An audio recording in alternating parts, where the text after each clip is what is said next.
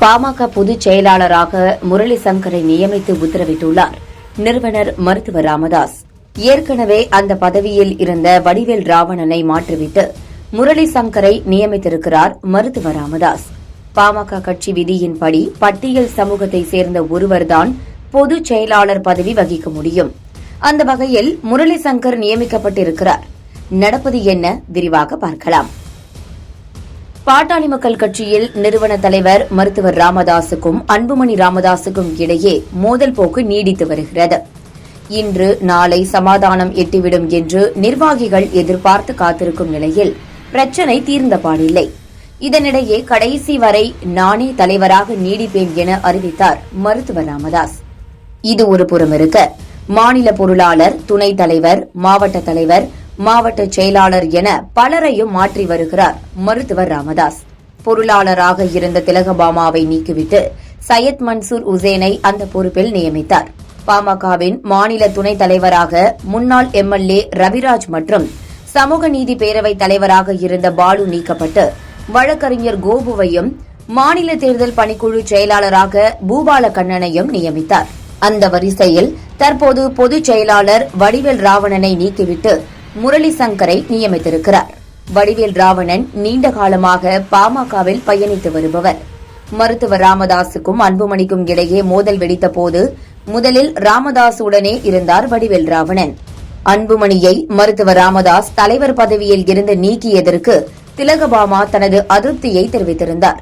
அதை கண்டித்து கூட மருத்துவர் ராமதாசுக்கு ஆதரவாக அறிக்கை வெளியிட்டார் வடிவேல் ராவணன். ஆனால் தற்போது அன்புமணியின் ஆதரவாளராக இருக்கிறார். சமீபத்தில் ஒரு பத்திரிகையாளர் சந்திப்பில் கூட கட்சியின் பொதுச் செயலாளரை காணவில்லை, அவரை கண்டுபிடித்து தருவோருக்கு 100 ரூபாய் கொடுக்கலாமா என ராமதாஸ் கிண்டலாக பேசினார். இந்த நிலையில் இன்று அவர் மாற்றப்பட்டிருக்கிறார். தற்போது நியமிக்கப்பட்டுள்ள முரளி சங்கர் கடந்த 10 ஆண்டுகளாக பாமகவில் பயணிப்பவர். கடந்த 2024 நாடாளுமன்ற தேர்தலில் விழுப்புரம் தொகுதியில் போட்டியிட்டு 1,80,000 வாக்குகளை பெற்றார். தற்போது பாமக மாணவரணியின் செயலாளராக இருந்து வருகிறார். பல மொழிகளை சரளமாக பேசக்கூடியவர் முரளி சங்கர். தனது 10வது வயதில் இருந்து லிவர்பூல் ஃபுட்பால் கிளப்பின் தீவிர ரசிகரான முரளி சங்கர் 17 வயதில் பள்ளிகளுக்கு இடையேயான மாவட்ட மற்றும் மாநில அளவிலான போட்டிகளில் பங்கேற்றுள்ளார். அதன் பிறகு தலைநகர் டெல்லியில் முதுகலை படிப்பு படிக்கும்போது டெல்லி கோப் எஃப்சிக்காக விளையாடியுள்ளார். பின்னர் பிரெஞ்சு கால்பந்து கிளப்பில் முக்கிய பதவி வகித்திருக்கிறார்.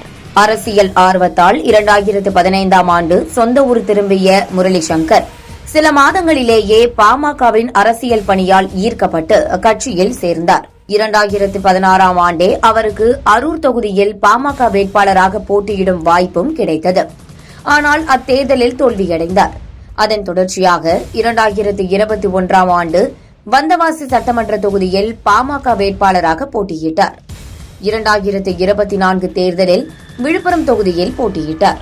சமீபத்தில் பத்திரிகையாளர் சந்திப்பில் முரளி சங்கரின் மகள் செம்மலர் மருத்துவர் ராமதாசுக்கு ஆறுதல் சொன்ன வீடியோ சமூக வலைதளங்களில் வெளியானது. இந்த நிலையில் தற்போது முரளி சங்கர் பொதுச் செயலாளராக அறிவிக்கப்பட்டிருக்கிறார்.